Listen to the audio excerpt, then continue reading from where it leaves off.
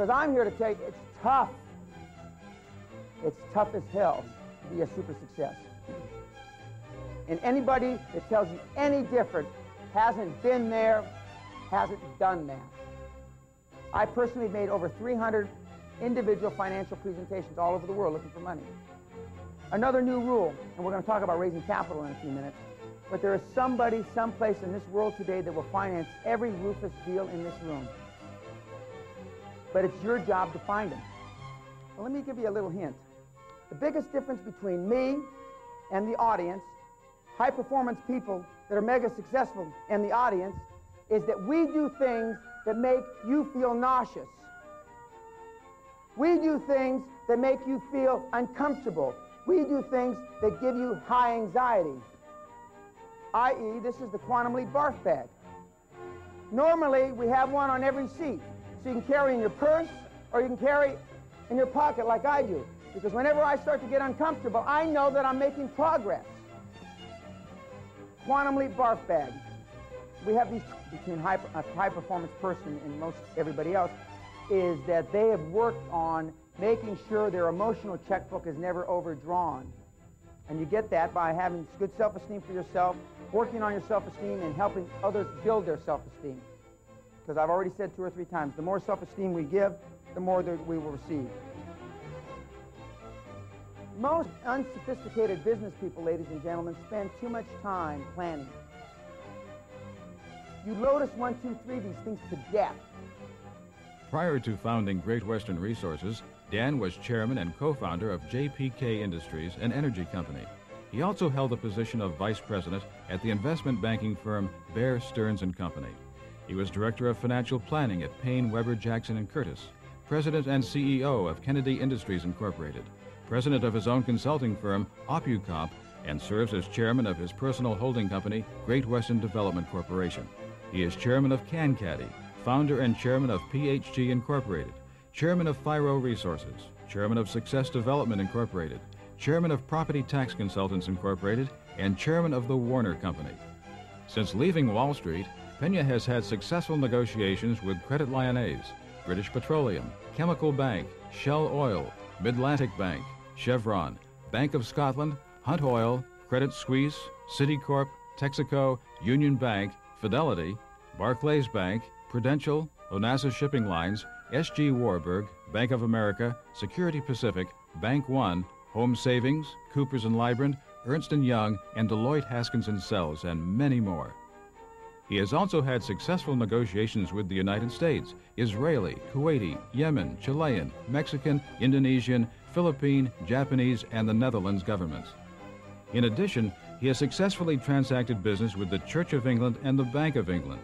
He has also been a financial advisor to the Vatican. Pena has been featured on the television program Making It, Minority Success Stories, CBS News, and the prestigious British Broadcasting Company, among others. He has received the Latin Business Association Outstanding Business Owner Award and the John Regan Award for Excellence by the Center for Entrepreneurial Management. He was appointed to the United States Presidential Roundtable Senatorial Committee and to the Executive Committee of the Alliance for a Safer Los Angeles. He is currently a member of the Trust Fund Board and the Foundation Board of California State University, Northridge, where he graduated with a Bachelor of Science degree in Business Administration while on the Dean's List while carrying 23 units.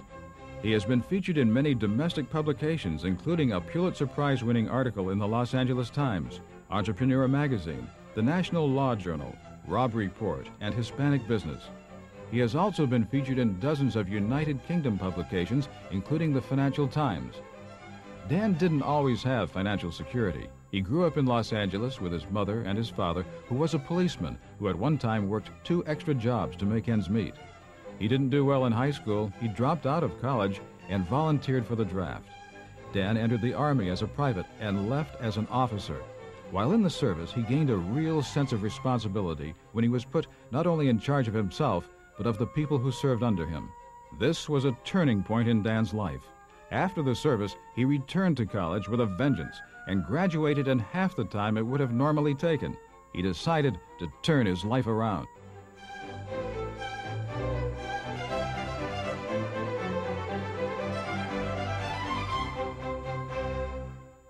What we're going to talk today about is raising capital. Now, how many of you are in businesses that have 1 to 5 employees? Raise your hand.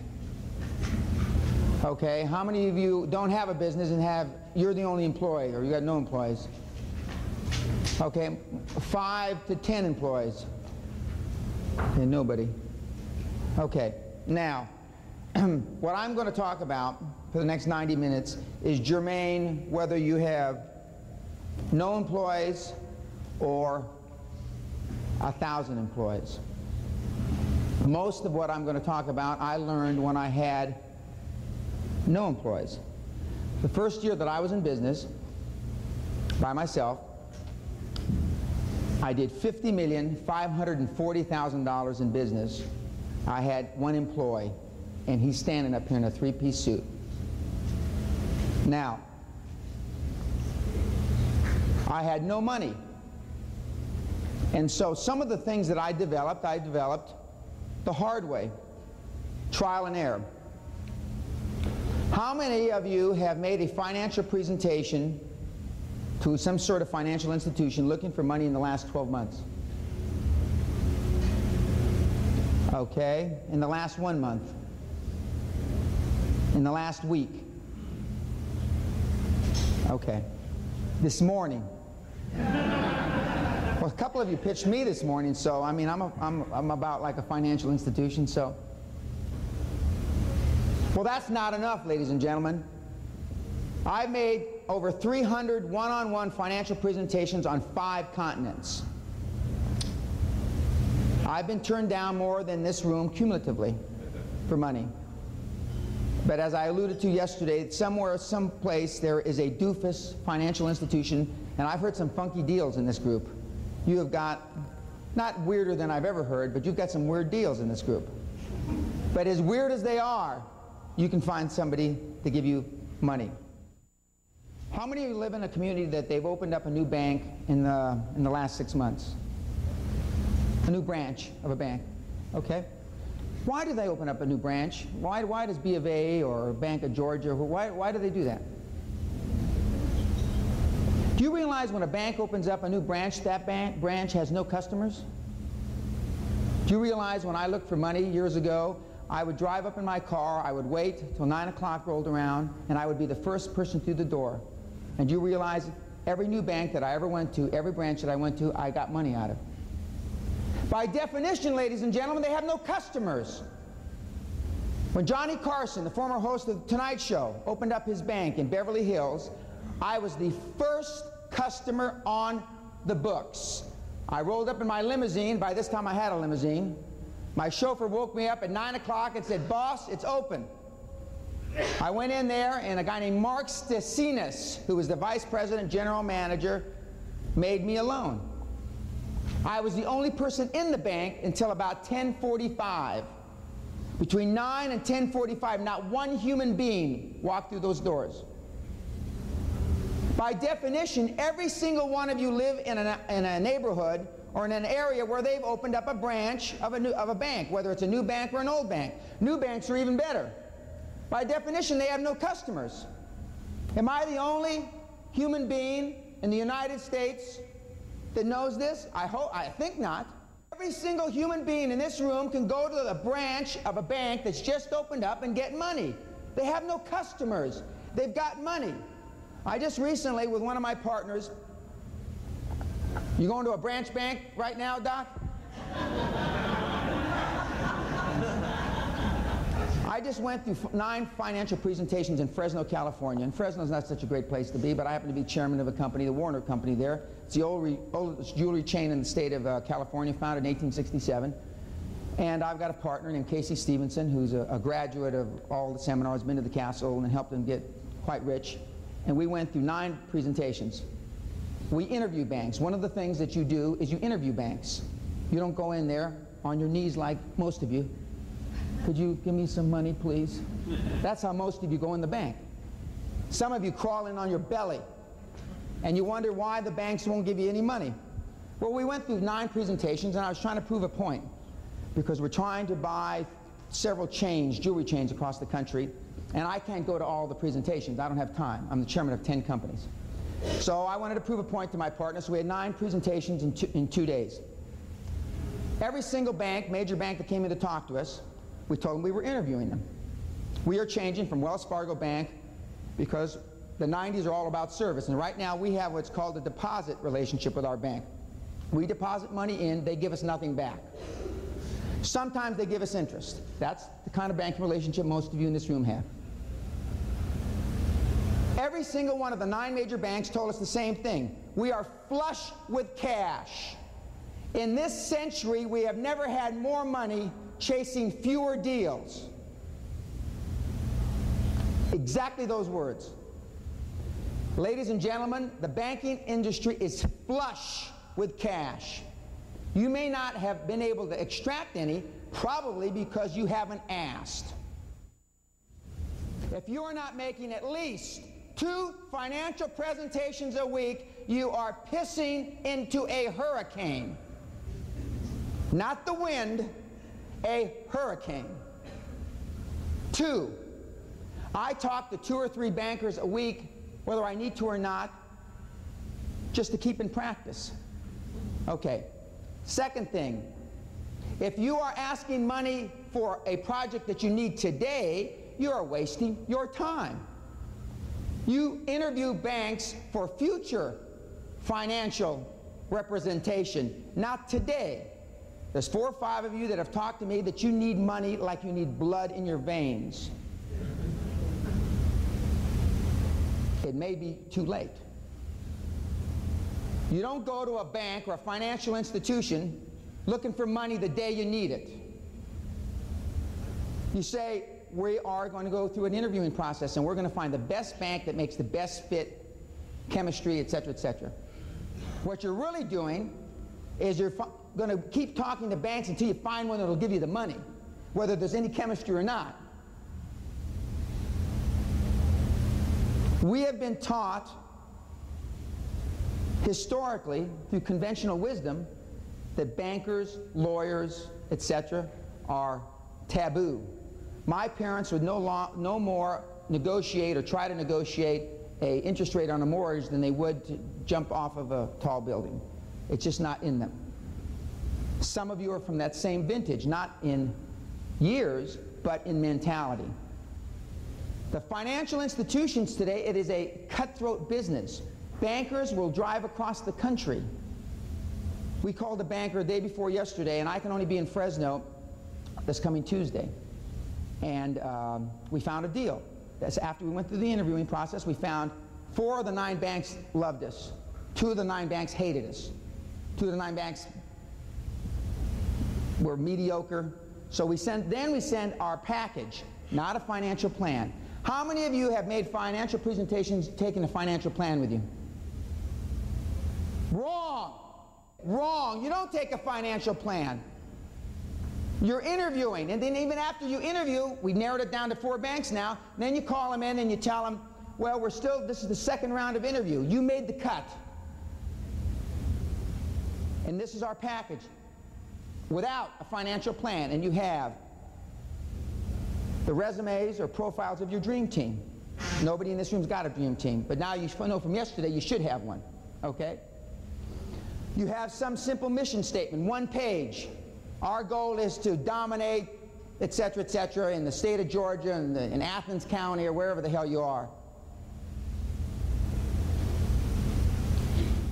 Part of that package is also the track record of your dream team. You don't have a dream team, you better get one. Otherwise, you're going to have trouble finding money, that's for sure. Then after the 4 banks or 5 banks that we've narrowed it down to have that time to assimilate that package, then you have another meeting.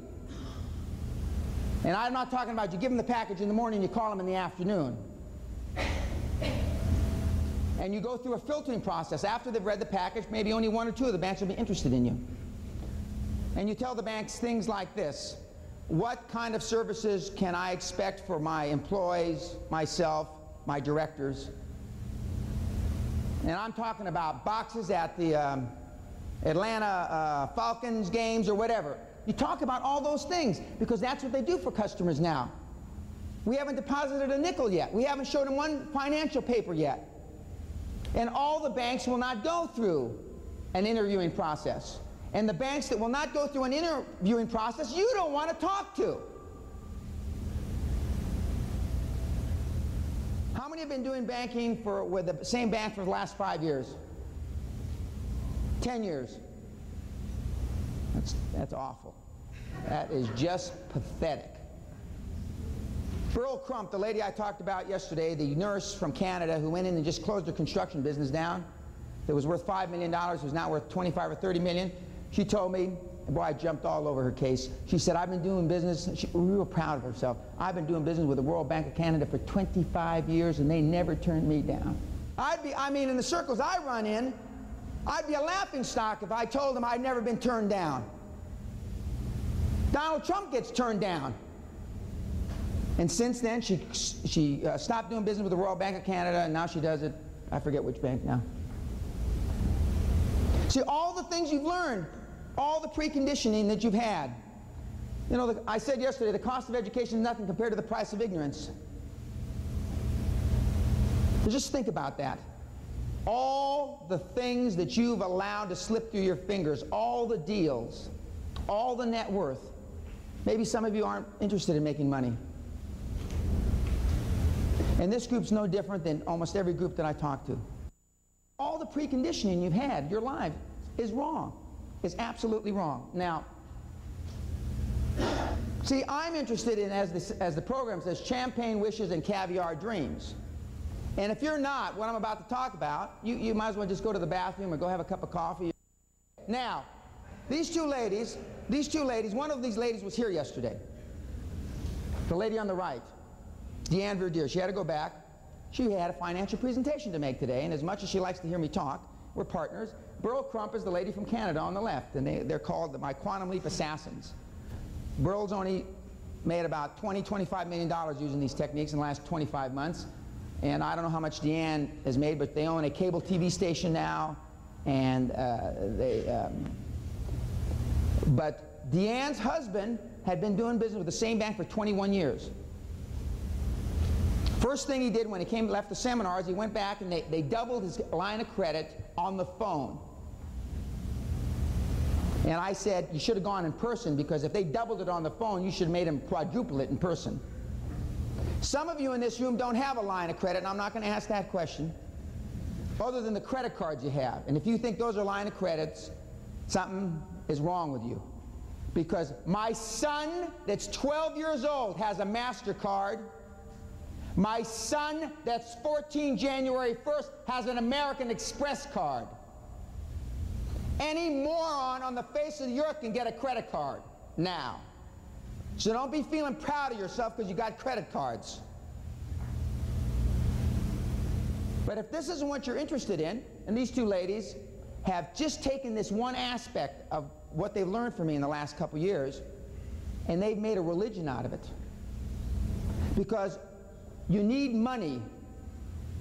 Unless you're quick turning houses on the no finance method that Ron uses, and I would suggest that you start thinking about fishing with nets instead of lines. And I was asked last night and again this morning, some of you don't understand what I mean to fish with nets instead of lines. So I'm going to give you a real graphic example. Now we all know, some of you are fishing with a line with no hook. Some of you even got a hook on it. Some of you got even treble hooks and more than one hook. But not many of you got any bait on the hooks. And I know maybe you're fly fishermen, or the deal, and you don't need bait. What I'm talking about is we're setting up a net across the river. And we're not letting any fish through. We're scooping every son of a gun out. For example, some of you buy houses one at a time. One of the most successful guys, or the most successful guy of the LeGrand real estate deal that I talked to a year ago in Orlando, he made 20, 30, 40, 50 offers a week. Most of you are afraid, if that's what you do, to make 20, 30, 40, 50 offers a week, because you may get them accepted. And then what are you going to do? I asked him, is there any reason you couldn't make 200 offers a week? He said, well, I'd have to get some more employees, but probably not. Some of you have never made an offer on a house. Some of you have attended these seminars and will continue to attend the seminars and continue to buy the products, and you never understand the products well enough to accept the fact that you've got to go out and take action. You can go to the seminars from now until you die, until maggots are eating your eyes out. And unless you take action, history with me doing these seminars is 21 days. Actually, it's 21 hours. If you don't do something 21 hours from today, in other words, within the first day, you're never going to do anything. Never. These two ladies have changed the way they live. Maybe that's not important to some of you. That's Deanne Verdier before she started calling on financial institutions. That's a little piece of crap Mayada. This is Deanne Verdier now. That's her new home, her mansion, and that's her, whatever the 100 grand or whatever that Mercedes costs. And on the license plate of this Mercedes says Quantum Leap. And then I borrowed it in my Rolls now. I have Quantum Leap. QTM LEP. Or LEAP, excuse me. Now, this is before she came to Georgia, or when she lived in Georgia. She looked happy. Happy and poor. Wait a minute, see? She looked happy and poor there. And then she started calling on banks. Looks kind of sultry in there, doesn't she? Be all right. I can live that way. So just think about when we go through these. You too. I'm sorry that she couldn't stay. Now, if you think that you're going to learn how to raise money by buying stuff like this, this is another for $69. And I think that's from Entrepreneur Magazine, I think.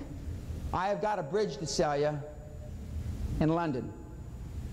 First of all, the people that write these courses on this have never raised any money. I've raised over $1 billion when you couldn't raise money.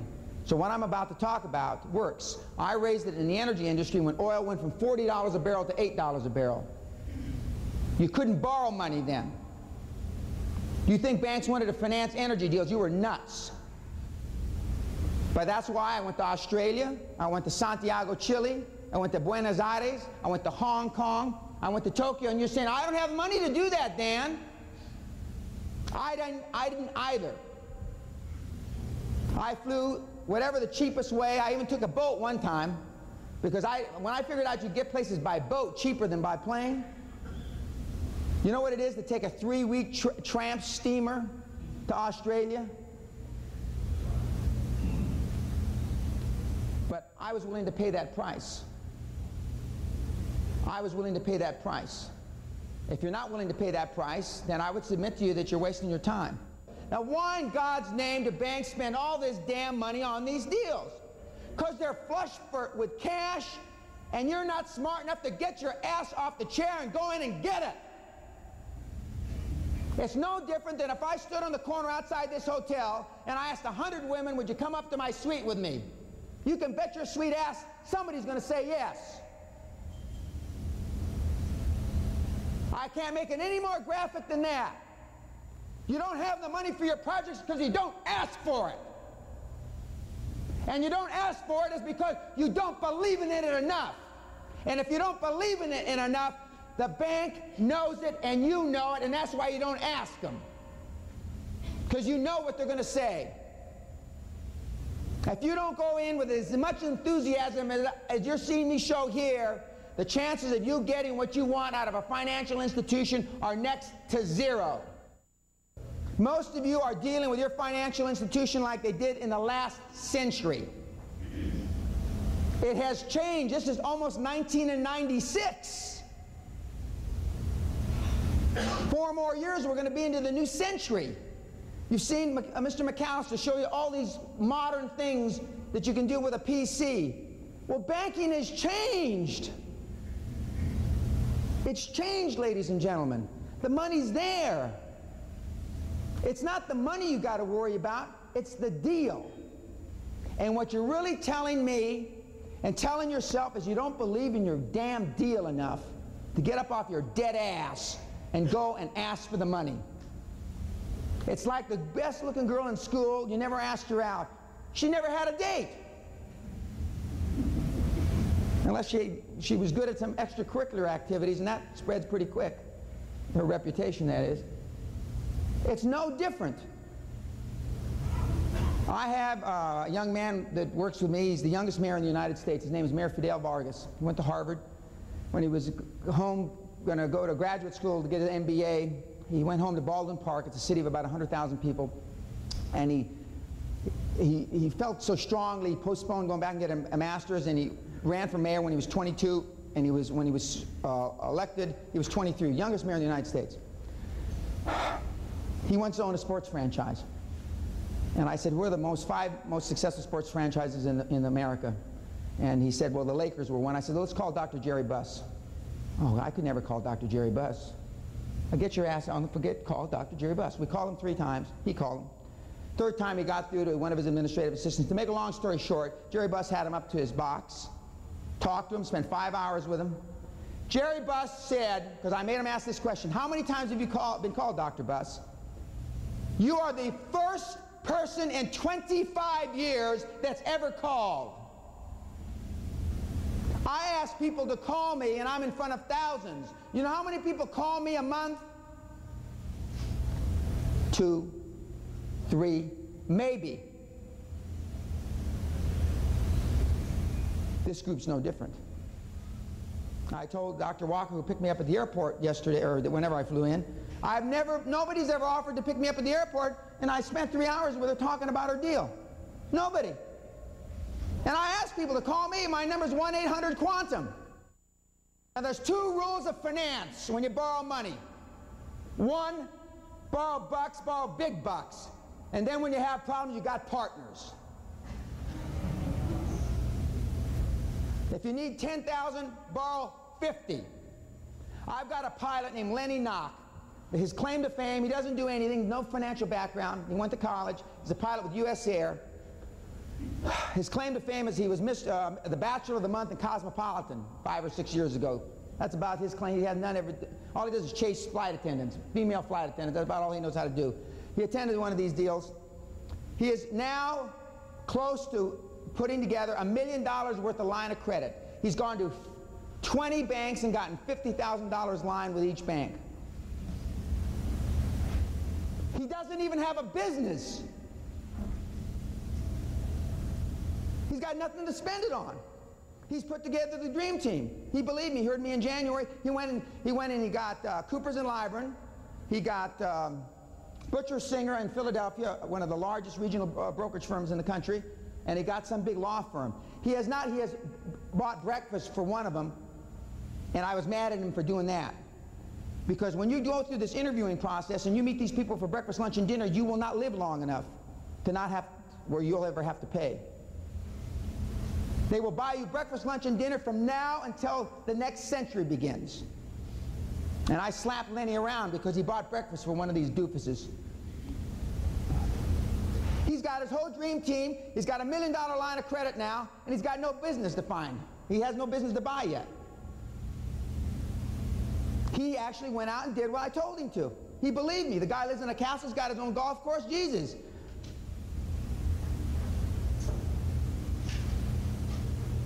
And if 1 or 3 or even 5 over prime makes a difference in your deal, the deal's too tight. There's no margin for error, and there'll be errors.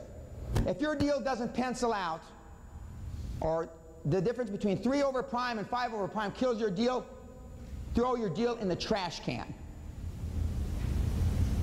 Because there are going to be errors. There are going to be mistakes.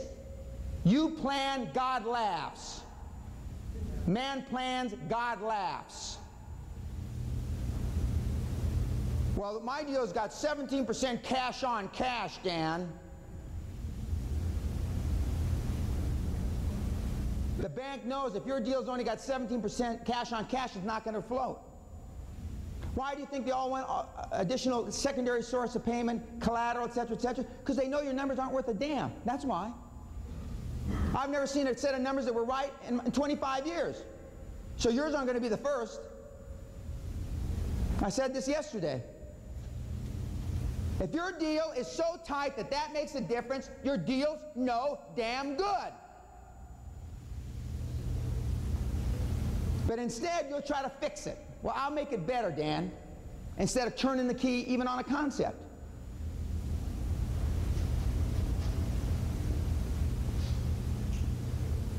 Now, there are such things as angels. I'm considered an angel, financial angel. An angel is some old doofus that's got a lot of money that will fund a project. There are people like that around. But I already told you, when I do it, if I put up all the money, maybe I didn't tell you. Yesterday somebody says, well, how do you do business? At the dinner last night, which was very interesting, they had some hard questions there. They had some reasonably bright people at the dinner. I was stunned. I was stunned. I was impressed. When I put up all the money as an angel, I take 85 or 95% of the deal, and I give the founder, the boss, the CEO, the chairman, 1 year to prove himself that I shouldn't throw him out on his ass. I'll say that a little slower because I can tell it didn't register with anybody. If I put up all the money, I take 85 to 95% of the deal. And I have done that before. And then I give them a year to determine whether they can really manage, because most people can't manage. They think they can. I'm not a day-to-day manager because I learned a long, long time ago I can't manage day-to-day. I'm a concept guy. Okay, so there are people like this.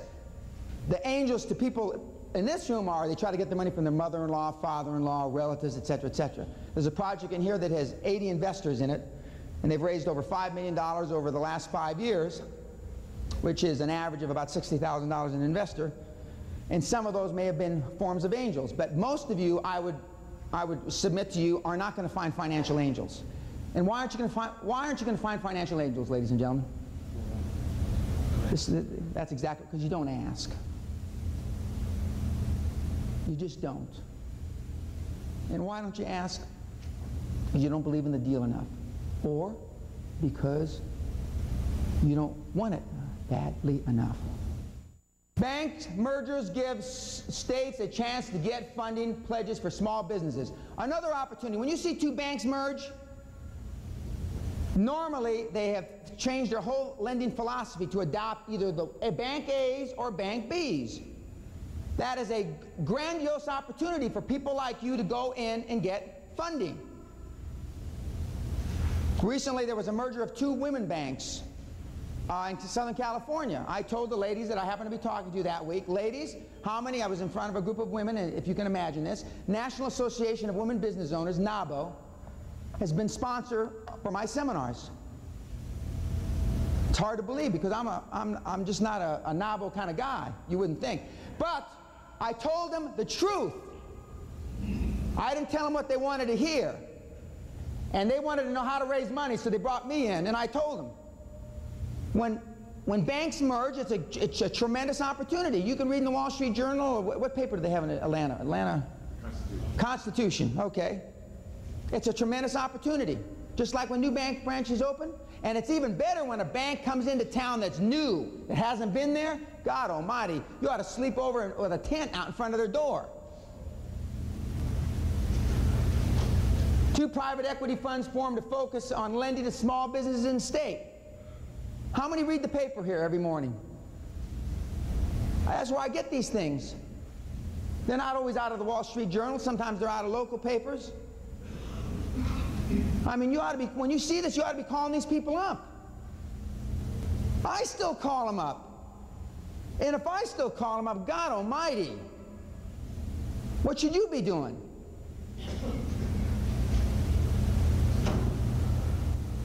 Now I'm going to go through some key things about raising money. My partners that I'm in business with right now, they practice financial presentations. Then I play the banker, even if I'm on the phone, and I listen, okay, and I ask hard questions. You will think of all the questions that a banker would ask you. They're pretty simple. But if you've practiced them, I used to practice asking out a girl on my first date. I went to my 30-year high school reunion 3 years ago, and I sat next to this girl, and she looked like my grandmother. Years had not been kind to her. And I told my wife, I said, to think I used to practice in front of a mirror to ask her out. But I practice. I still practice. I practice these presentations. You're not good at it because you don't practice it. Why do professional athletes practice, practice, practice? Why do Olympic athletes practice, practice, practice? Why? To get better, obviously. I've given 300 one-on-one financial presentations on 5 continents, and I still practice. I'm good at it. And when they say, no, I'm stunned, this is a travesty, Mr. Jones of Bank of America. You have shareholders, a board of directors that you've got to report to allow a loan of this caliber to slip through your fingers. My partners, when sitting at these tables that I've been at over the years, they can't even hardly keep a straight face, because I say the same thing to all of them. How can you say that crap to them? Well, I believe it. God, and see? And guess what? I get the money. I get the money. So I role play. And you know your deal's good if a financial institution says to you, well, we'd like an equity kicker. By equity kicker, I mean a piece of the action, exactly. Then you know you got a hot deal. Most people in this room probably have never heard those words from a bank, financial institution, and I'm sorry to tell you that's probably because your deals aren't hot. That's not to say that you can't make your deal hot. It's very seldom. Last night at dinner, I was asked at the end of the day, how do we finance it? How do we get to the people to finance our deals? And there were two really esoteric, funky kind of deals. And I think I gave the right answer. I know I gave the right answer to both of the gentlemen that asked me. And they had been to a lot of financial institutions. One group in 5 years had made 20 presentations, only 20 presentations, to major financial institutions in 5 years. I would have made 20 in a month or two. And there's no doubt if they follow my recommendations that I made last night that they'll get the money that they need for their deal. And it's a funky deal. They've already gotten $5 million from some sort of financial angel, so I mean, somebody believes in the project.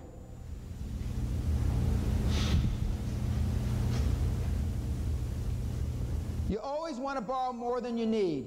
Always, always, always. Why, Dan? If they're asking intellectually for me to be honest, how can I tell the bank or the financial institution that I want more? You know why you can tell them that? Because you really don't know how much you need. You're only guessing. You think you need $50,000, you probably need $250,000. You think you only need $1 million, you probably need $3 million. So you're not doing something intellectually wrong by asking for more money than you think you need. For those of you that have that cross to bear. Financial estimates are a guess, a wild-ass guess at best. How many have ever made a no, I'm not even going to ask that. The U.S. is not the only financial playground in the world. It just isn't. For those of you that haven't looked in other markets that have projects that warrant it, and how does a project warrant going to the UK for money, or going to Mexico for money, or going for Canada? If nobody in the United States won't loan you money, then it warrants you go someplace else. It's that simple.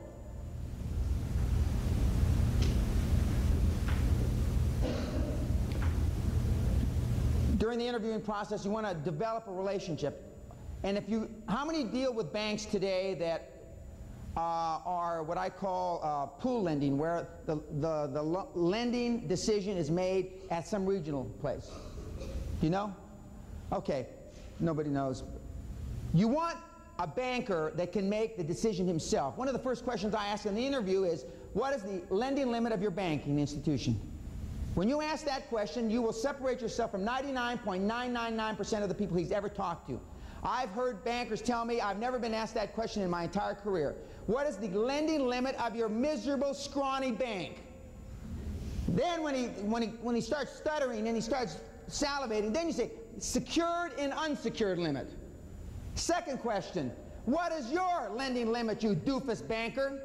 You, Mr. Jones, how much can you sign off on by yourself without asking your mommy or your superior? And guess what? If he's got a $50,000 limit, then you're asking for $48,000. If his limit's $25,000, you're asking for $24,950. This is pretty heady stuff. This is pretty hard. And if he can't make a credit decision, then you don't want to talk to this doofus anymore. You want to talk to the man, as they say. And if it's a committee of two, then you want both of them present. If it's more than a committee of two, you want to go to another bank. At all costs, you want the lending decision on a local basis. because your deals aren't good enough to compete. I don't borrow money from B of A anymore because every 60, 80, 90 branches has one regional center. And I got to compete for money. And I don't like competing for money.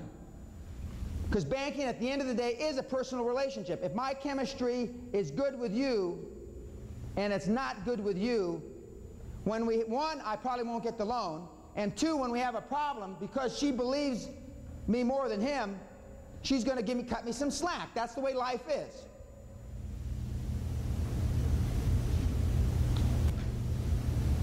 Those questions I've just said are critical to ask the financial manager, or whoever you're talking to. They're critical.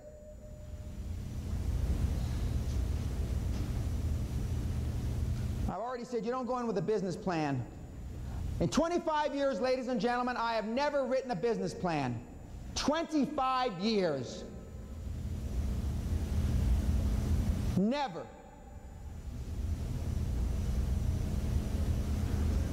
And when you show up for the first meeting, again, you show up with nothing under your arm, no papers, nothing. And you go, and this should be obvious, you dress like your Brooks Brothers. I don't care. Well, down here in Decatur, I mean, don't be showing up with cowboy boots and funky golf shirts. White shirt, no jewelry, wingtip shoes if you got them, no tassels, socks that match. Blue suit or black suit, black socks. Now I get away looking like this because I'm enormously successful. And some of my claim to fame is gold pocket watch, handkerchief, three-piece, London, tailor-made suit. You don't go in looking like this. And if you're a woman, you dress equivalent to whatever Brooks Brothers suit is for a lady. You know better than I do. Shoes, simple watch, leather band, no funky, for those of you that have gold watches. The band and the belt and the shoes all should match. You want to look just like the doofus banker. Some people call it mirroring. It's a lot easier for him to give you money if you look just like him. Bankers will be more inclined to lend you money if you have a track record. Most of you don't. How do you get an instant track record? I've already alluded to it yesterday. You partner up with somebody. See, banks lend people that have had a successful chain of transactions. I've had, I guess, I don't know, hundreds, but I've had a bunch of them. The job that you need to get done is you've got to get past the first transaction. And even if you have to give a big chunk of the equity away to somebody else who's got a track record, doesn't matter, because then you can use that track record going on to the second deal, the third deal, the fifth deal, etc., etc.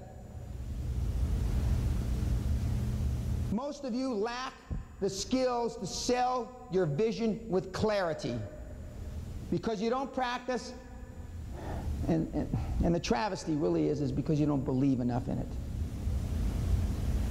You just don't. And if what you're trying to finance isn't your dream, isn't your vision, I mean, the banker or the person on the other side of the table sees through it clearly. They know just absolutely, definitively.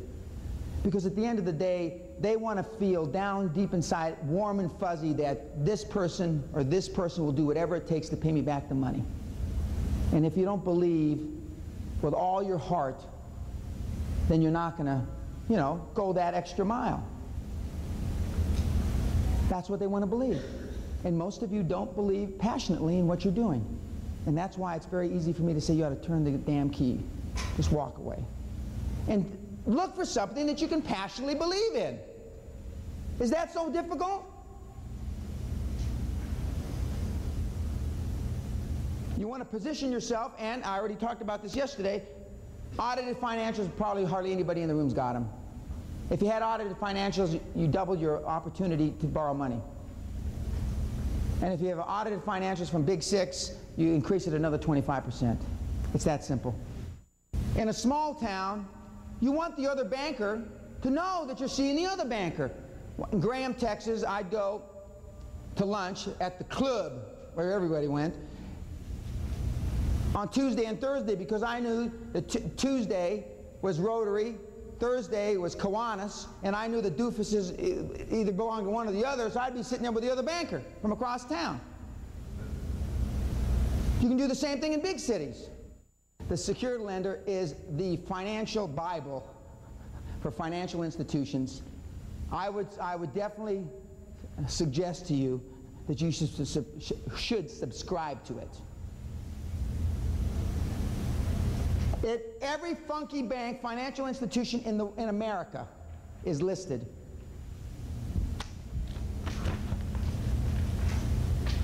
They even tell you we've got to get $15 million on the books by December 31 in certain cases. These are the kinds of things that we go through definitively at the Raising Capital seminar. But start looking in the backs of the Wall Street Journal or the local papers. There's people that are trying to lend money. They want to lend money. IRA accounts are great sources for funding, for real estate deals especially, to the extent that you're doing real estate. That's your individual retirement account. For those of you that don't know what IRA, the guy laughs. I bet you some don't.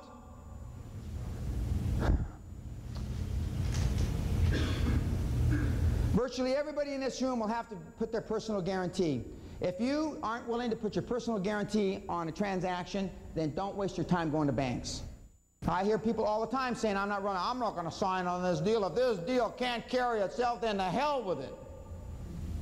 But you're really saying the hell with you.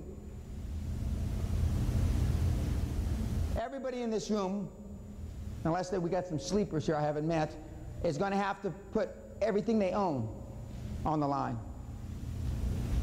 vis-a-vis collateral. There's probably not a deal in the room that can stand on its own here. I haven't heard one yet, anyway. If you got any sleepers, make sure you see me before I leave. And if you're not willing to, and the bank on their side arguing for them, if you're not willing to put your neck on the line, then I don't want to loan you the money. Because if you don't believe in the damn thing enough, why should I? I'm not going to be there running it every day. You are. I've rolled my financial net worth 10, 12 times. I've been on my back financially, counted out dead 5 times.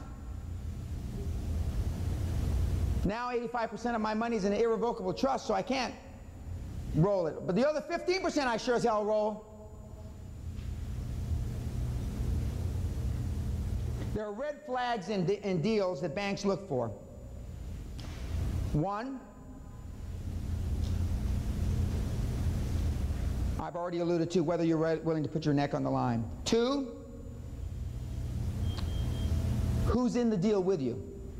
If it's your brother-in-law, your mother-in-law, etc., and there's no outside family interest, that can be a red flag, because the bank then feels the only way you got the initial money to begin with is because you sold your father-in-law.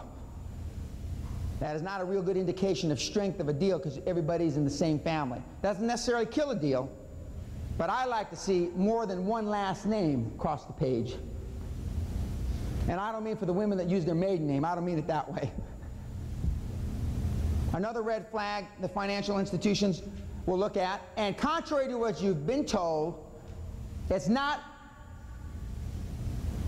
a red flag to shop a deal. That's what I'm trying to say. Contrary to what you've been told. If that were the case, I would have never been able to raise money. My TRW has been turned up more times than there are days in the decade. And whoever told you if you have more than 6 checks on your TRW or credit reference in a year, I mean it's a bad mark, that's crap. That may have been in the 40s, but not in the 90s.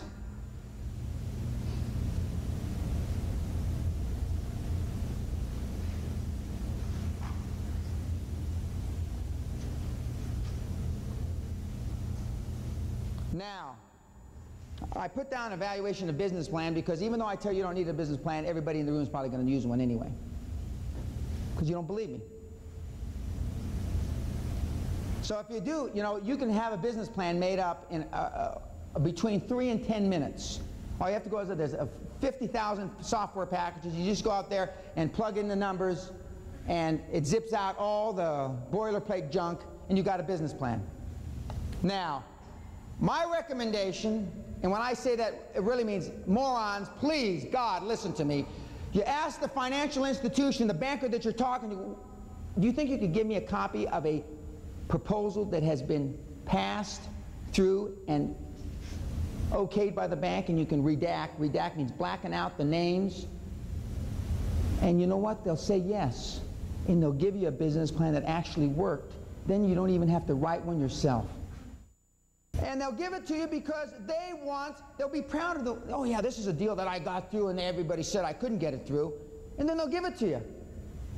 And at least half the time they won't even blacken the guy's name off, which is awful because they've got laws against that. And then you can call the guy, go to see him, and say, hey, where did you have a problem with this deal? And then he'll be proud as hell because it got through. He won't even be pissed off because the bank gave his name. How simple can I make it? You know what? Because you want me to go there and get you the money. See, that's what most of you are thinking. Gee, if Dan was, you don't need me because you pay through up the nose when I'm in the deal.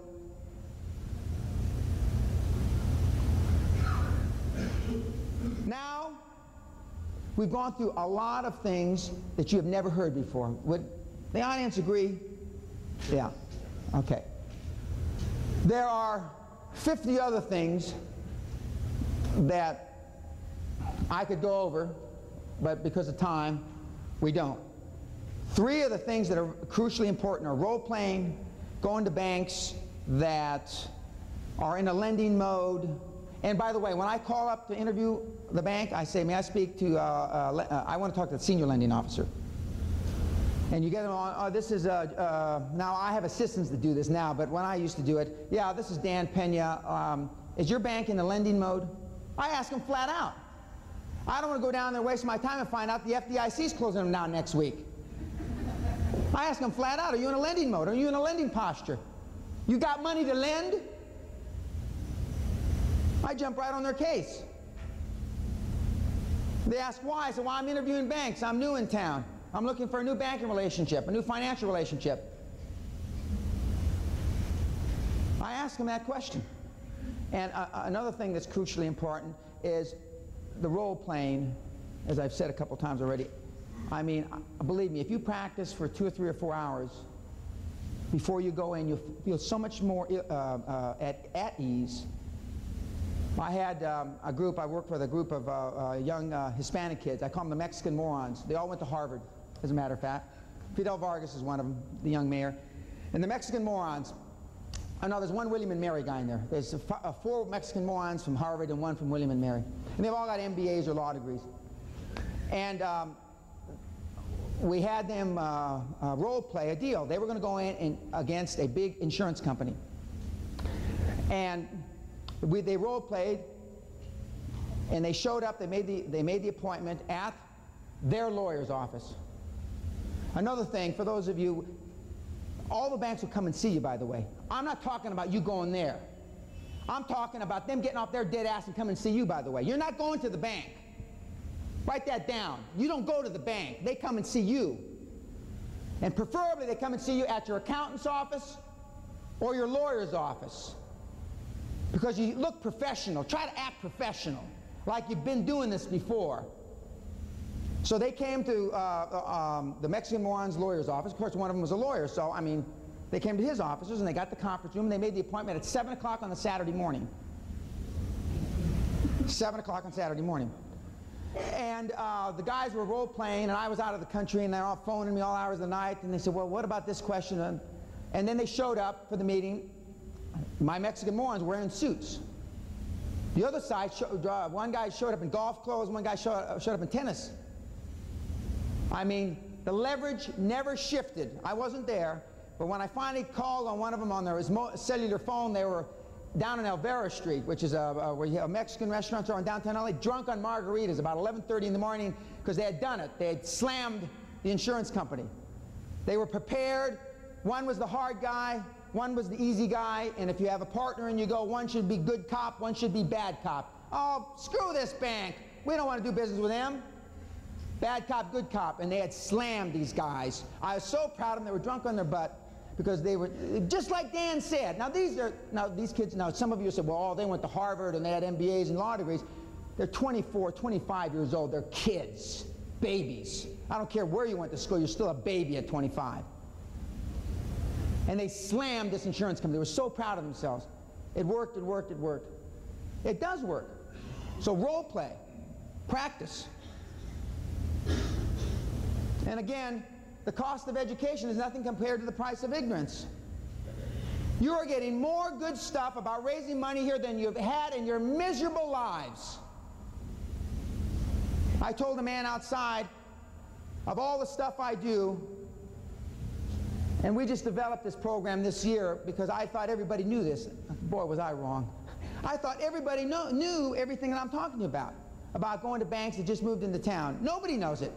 And that's why, partially at Doug's insistence and some of our other disciples, we developed the program.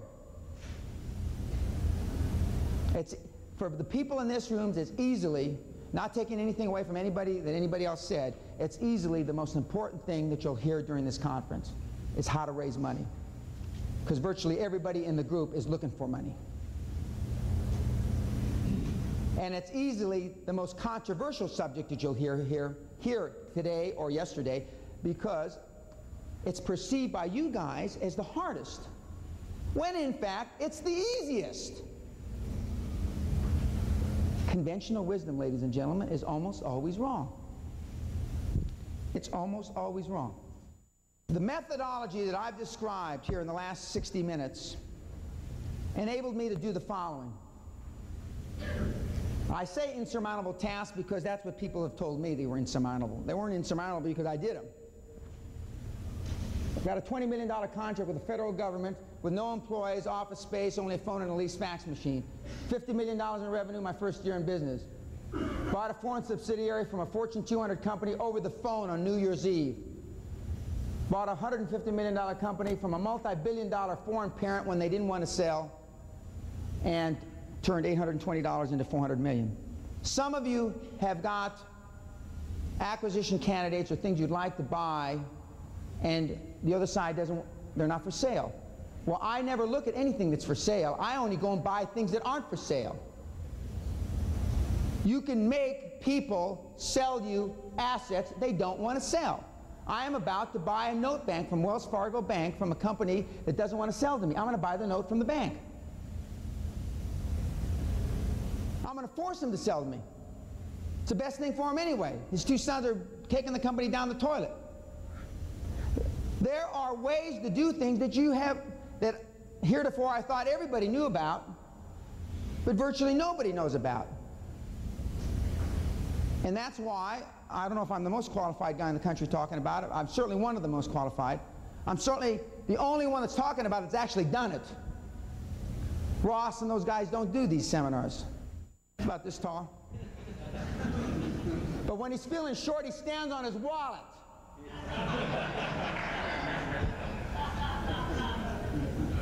He's a good guy. He's a good guy. Smart guy. Tough, tough businessman. Tough, tough. He still practices. Maybe you wouldn't think it looking at them when he's on TV, but you ought to see him if he doesn't practice.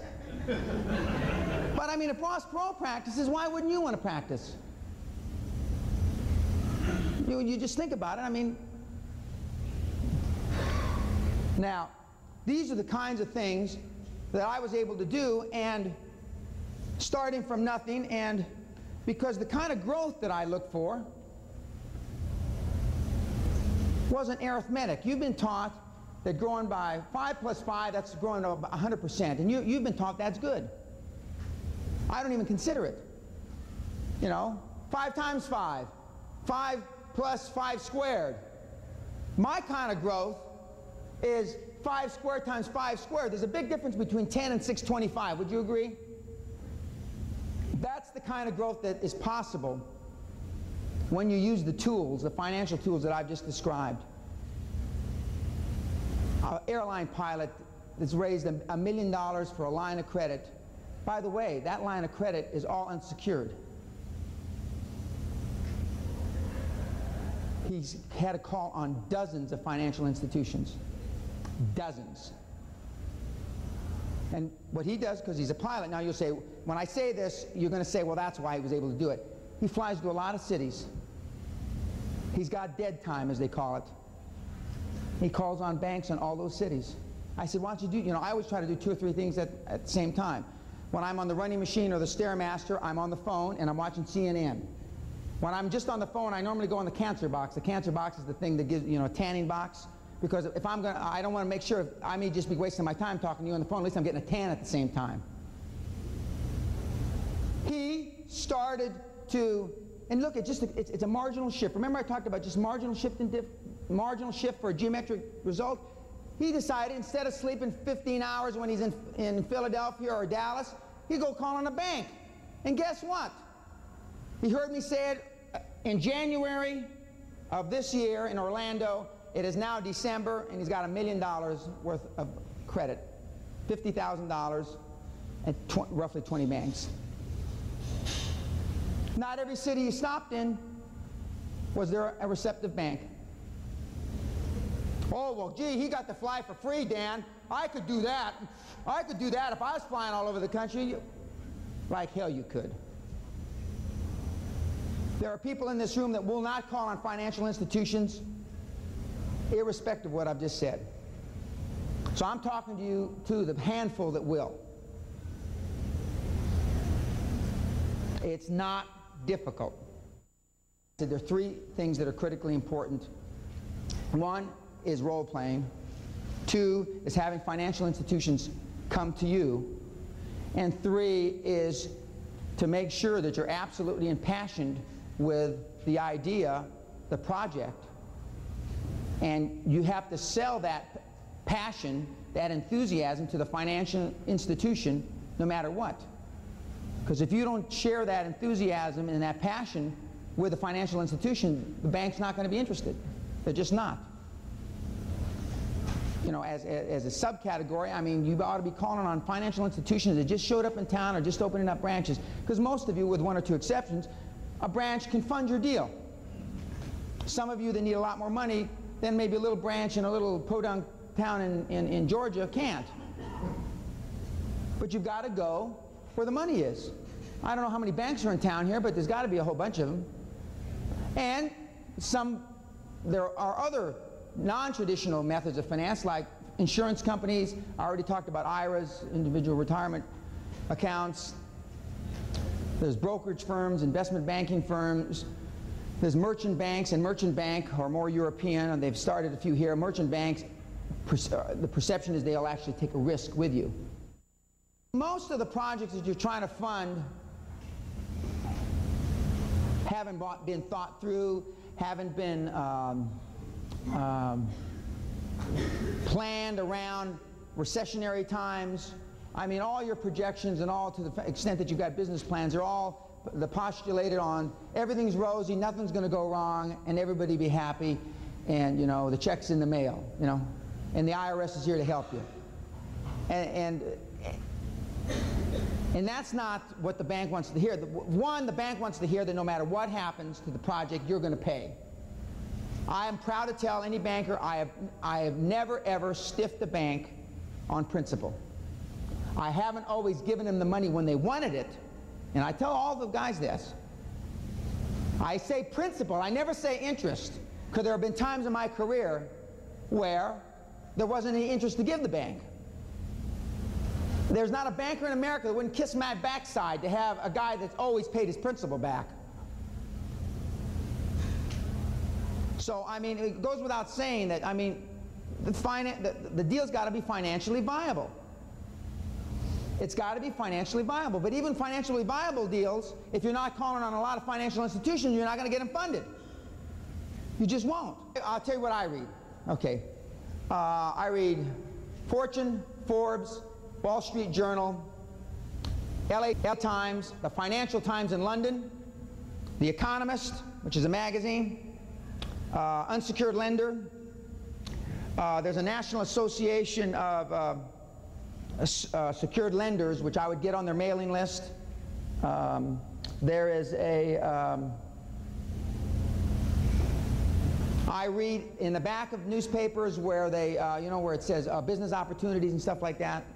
I look through those all the time to see for lending opportunities. There are people in there who say they've got $10 million to lend. Prime plus one.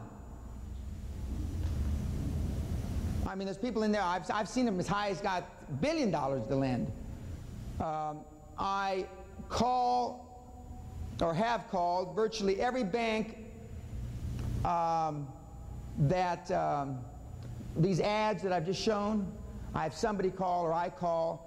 I want to know if new lending policies. One of the things I just found out going through these 9 presentations I just made, I never used to go to the SBA because the SBA was a pain in the neck. And in recent years, I got too much money, they'll never lend me any money anyway, and you have to fill out paperwork this thick. Now, it's 1 page, 2 sides, SBA now. 1 page, 2 sides. Pardon? SBA, yeah.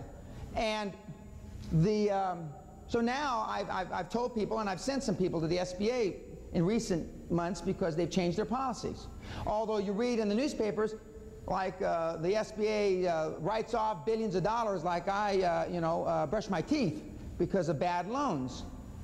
Because of bad loans. But why would you think the government would be involved in anything other than bad loans when you think about it? I mean, well, it shouldn't be such a revelation. I would also, each state has their own banking association. I would get on the mailing list, the Georgia State Bankers Association. And more than anything, you want to be able to show the bank will treat you better if they think you're more sophisticated. The bank will treat you better when, if you come in like a doofus moron, they're going to treat you like a doofus moron.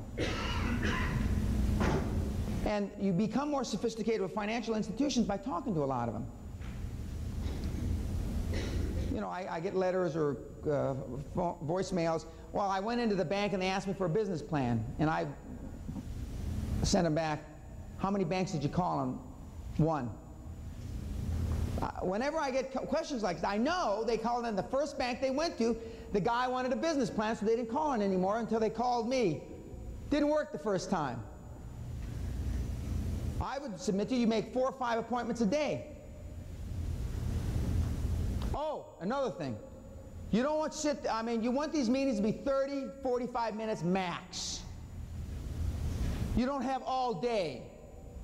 See, most of you do have all day. You sit there and beg all day for money. You're like a dog for the soup bone. 30, 45 minutes. And you let them understand that you're going, And what I like to do is I like to stack them up in the foyer. I run behind, try to run 10, 15 minutes behind, so one banker sees the other banker coming in. I stay at but I can't think of the club I belong to in New York now, but anyway, I stay there. And Union League Club, yeah. And I have them there in the little in the boardroom, and I've got them sitting outside. Merrill Lynch, Bank of America, Citicorp, Bear Stearns. Now, admittedly, it's easier for me. There's no question about that. I'm not trying to mislead you. But it's not impossible for you. I mean, business, it's not that difficult. It just isn't. It's like there's a Tyrannosaurus Rex outside. Okay, well, we better get 8 or 9 of the guys to take care of this. Like in caveman days. It's no different. It's no different. Remember what I said yesterday, absence of evidence is not evidence of absence. Just because you've never experienced it doesn't mean it doesn't happen. A lot of you, if not most of you, are scared to death, and that intellectually you understand what Dan has just said, and emotionally you can't write the check. I'm telling you, the banks are flush. They're flush with cash. This morning, as we speak right now, I have partners in Fresno, I started to say this earlier, that are meeting with a bank that they wanted me to meet with them on Tuesday. I can't be there next Tuesday, or they can't be there next Tuesday. And they said, well, can we meet tomorrow, which is today? And they said, well, Mr. Pena won't be here. I said, well, we already met Pena because we've already taken him through the interviewing process. And he said, well, why do you want to talk to us? He said, we've got a chain we're going to try to buy before December 31. I said, oh, God. Well, the team that we need, we can own it. Oh, 8 o'clock tomorrow morning, is that all right? We can get Pena on a conference call. They wanted to plug in, and I probably should have done it. They wanted to plug in a conference call to this meeting. I probably should have done it. So you could have, because you're just sitting there, you still don't believe me. I should have, but I didn't. Because if I got rough with the bank, which I'm sure you can appreciate now, I can get rough with the bank. But, so they're meeting right now, and so when I get to the airport, I'm going to plug into them, and I'm going to call the bank and ask how the bank went.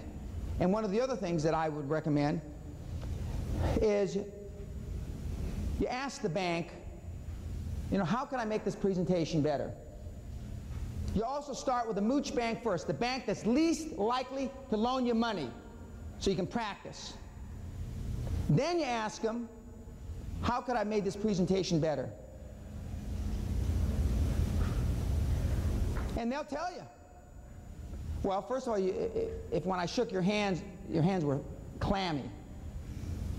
Most of you, when they go in to shake, I wouldn't shake the banker's hand if I were you, because most of your hands are clammy. What kind of sense of confidence do you think the banker's got when you shake hands with him and he brings it back in his water?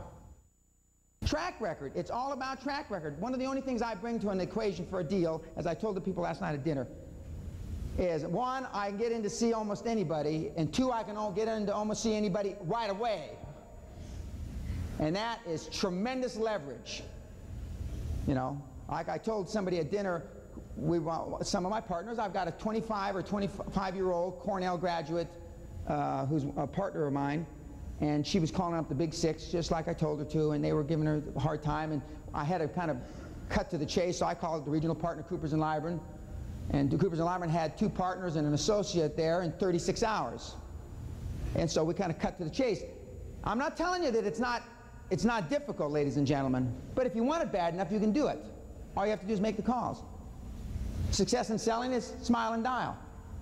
You're selling your concept to banks, insurance companies, whoever. You're smiling and dialing. It's selling. That's all it is. And that's why a lot of you have problems with it, because in our minds, selling's like kind of, not that it's a demeaning profession, but you equate it to selling used cars, water softeners, encyclopedias at the door, pots and pans, Tupperware. Now, it's not such a classy, oh, I want my kid to grow up and be an encyclopedia salesman. That's not the kind of thing you say, is it?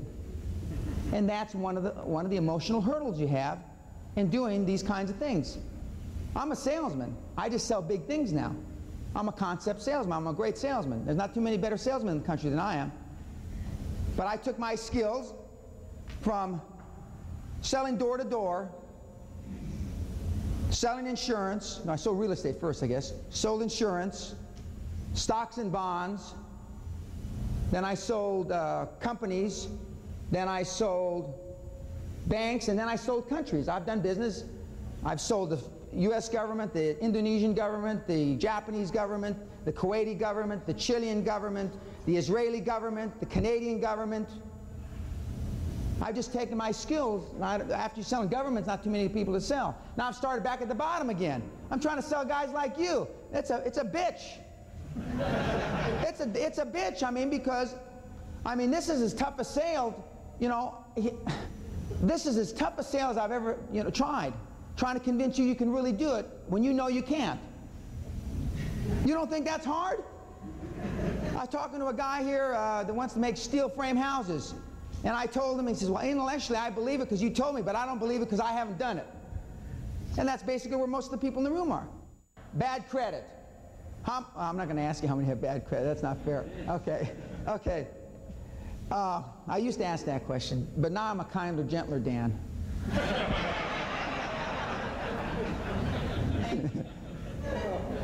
Okay. Bad credit. Then it's imperative that you partner up in joint venture with somebody that doesn't have bad credit. You're going to have to give part of the profit away, but that's all right. After you've done a deal or two with a joint venture credit as your lever or leverage, then you can go back and you can do them on your own again. It's imperative that you partner up with somebody, bad credit. Although there are financial institutions, not in this country, that won't matter that you have bad credit. I mean, there are. I mean, you can borrow money in South Africa now. I don't care. No credit, bad credit. As long as you can walk and breathe. But I mean, not many of you will go to South Africa. You want to visualize in your mind that they're going to say yes. They're going to say yes. They're going to say yes. You, in your presentation, well, when the bank accepts this, and when we start funding it, and you want to presuppose the positive all the way through the presentation. You want to use the words like in selling insurance or selling, I mean, you want them to start getting their head nodding yes, yes. So your presentation should be based upon things that they can say yes. You're in a lending mode, aren't you? Yeah, yeah, okay. You've made loans like this before. Yeah, yeah, okay. You have the authority. Yeah, yeah, okay, I already told you I've got a $50,000 limit. You're only asking for $49.99, you know. Yeah, okay. You're comfortable with this loan. We've gone through, yeah, I see no problem. You want them to start saying yes as many times in the presentation. That's why you ask them for their business plan that they had approved prior, because they're feeling proud. They're puffed up like a show dog. You can do this. You can, if you have a dream and it's that clear in your mind, you can get money from any financial institution in this land. If your dream isn't that clear in your mind, you're going to have trouble. If you can't clarify your dream that clear in your mind, then you're trying to finance the wrong thing. And the bank will know it. If this is not a full-time job for you, furthering your dream along, then it's the wrong project. I've done this a lot of times. I've been in front of a lot of audiences, and I've seen a lot of successful people raise a lot of money. But they've always had something, maybe not a castle with a big manicured estate like I have, but it's got to be something like it. It may be a bigger house, maybe a college education for your kid, it may be something. But if it's not crystal clear in your mind, then it's not going to happen. And if it is, though, it will happen, and you'll raise a lot of money. Thank you very much.